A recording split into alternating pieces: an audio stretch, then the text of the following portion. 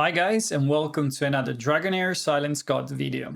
In the previous video, I've shown you how to obtain the best tank epic in the game, Firbath, from the Blast Summon 3. And today, I want to show you what it did for my account. And in particular, I want to show you what it did in regard of Vortex. He allowed me finally to achieve the top chest on the Vortex 4, and I was not able to do any result close to this one prior to having him for many reasons.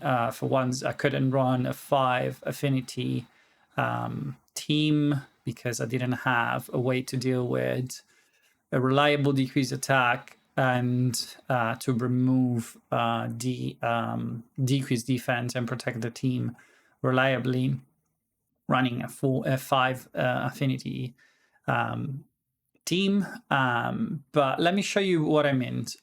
This is the result I've achieved today, and obviously this run will not count, but let me show you my previous team and my current team, so you're going to see what I mean. This is the team I'm running now.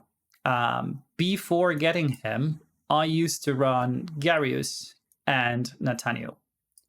And my lineup was this. I was utilizing the defense aura from Garius, and I'm going to put up on the screen one of the best results I've achieved with this team, but I was struggling to achieve the 15 million most days, and I had to do the run most of the time, twice or 3 times, just to get to 15 millions.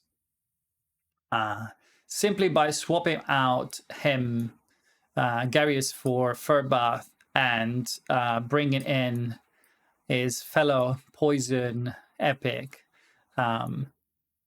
Vikak, I've been able to get over 25 millions on Vortex 4. And I am not running any of the legendary artifact. I'm only running legendary gear and epic artifact. And I want to show you my team. I want to show you the gear. But let me show you first the run. And then at the end, after you saw the run, I'm going to show you the artifact on the team.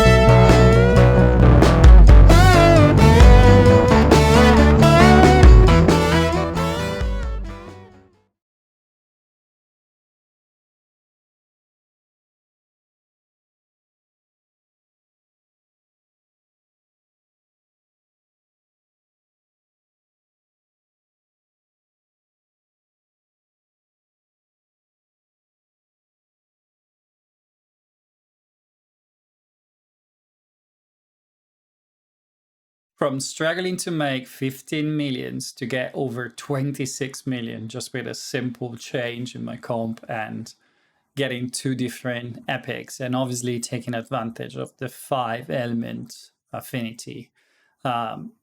This is why I was, in my previous video, I was saying that if you're running a fire and poison team, you should definitely consider to get Furbat. He can do wonders for your account. He can completely change your vortex. But let me show you the gear and the timing for the skills for this comp, so you can replicate my stats or get close to it, or even do better if you can. So on my third bot, I am running the Scarab Amulet, which give him 45% defense. He has almost 5k defense, and the accuracy is enough to lend his decrease attack. He's placing the decrease attack at the end of the boss turn, just before his ultimate skill, and this helped keep the team alive through the 2 consecutive AoE. On his side, I'm using Ergander. Ergander is in the 3 here set, and he has the Crown on the Unclean. I like the combination of this set with the decreased defense artifact, because basically, when you're going to place the decreased defense is the moments that your team need to do the maximum damage. And I've timed my skills in a way that Ergander is going to place the decreased defense, place the increased attack on my team, and both my wild champion, Erich, and Dragonair are going to go straight after it. And so I'm trying to maximize damage output per turn. The third support champion in this comp is Vikuk. Vikuk is another crazy good epic.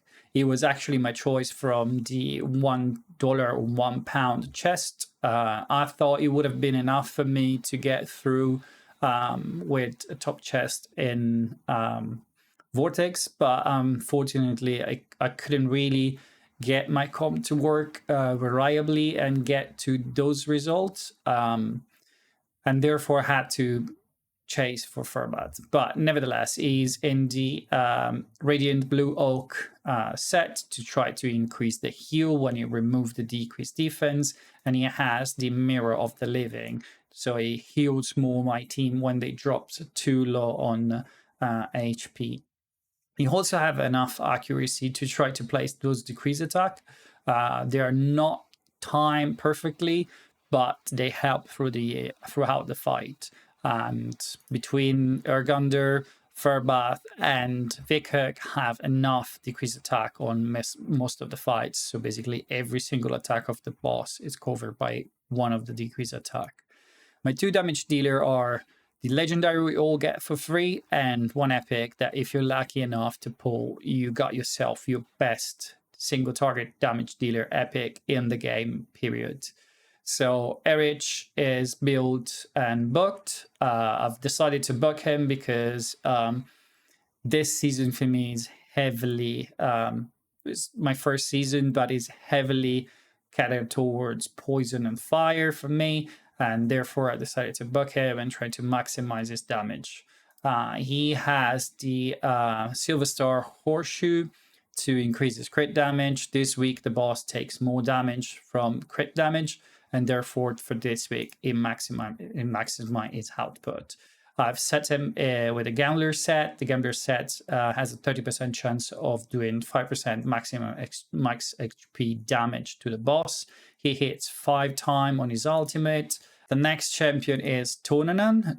Tonanan, as I said, is the best single target damage dealer in the game. I booked him, and is really doing the difference. I gear him with the Eyeball of the Giant. This to give him a lot of attack. His passive is building crit damage. He's stacking crit damage on top of the crit damage I've already built through gear. I've kept his attack high. I pushed his crit damage, and I got him to 80% crit rate, which is all you need to have him to crit all the time. So this is the team and this is the gear. Let me quickly show you the timing of the skills so you can replicate my running. So Ergander ultimate triggers the first time on 12 seconds and then every 20 seconds. 12 seconds is too late to happen just before the single target strikes that the boss does. So I am delaying it 1 turn. It's triggering for the first time at 29 seconds, and then he's running every 20. and therefore it will happen just before the single target hit.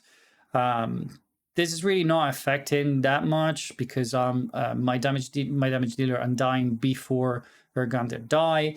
But I used to run it this way before because the damage from the triggering of that skill was killing Urgander and actually killing my sustain tank as well. So in this way, he's becoming unkillable. The damage get capped. The decrease attack from Furbat is happening on second 19 and is happening every 20, so it happened just before the ultimate. While I'm using Erich and Tonanan separate 1 second, these two skills are going to happen right after Urgander puts increase attack and decrease defense up. And Vikuk last ultimate skills is happening at 15.5.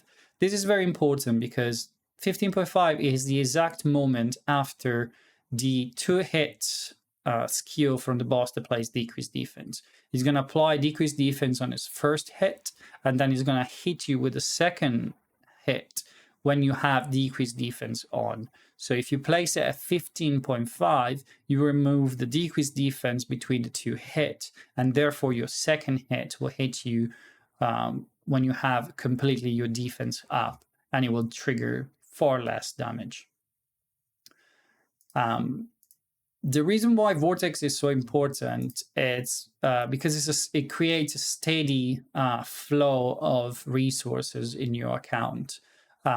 You can, by hitting the Vortex every day, get dices. They become less important later in the game when you get most of the epics you need. You can get the affinity solvent to improve your affinity bonuses through the game.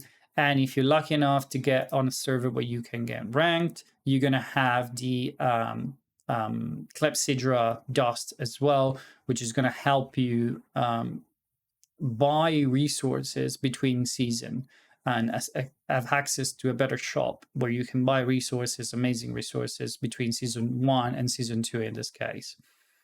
Anyhow, guys, this is everything for the Vortex. I've shown you what difference Furbat has done for my account. I hope it has been useful, and if you like the content, please like and subscribe, and see you soon with another video for Dragonheir Silent Gods.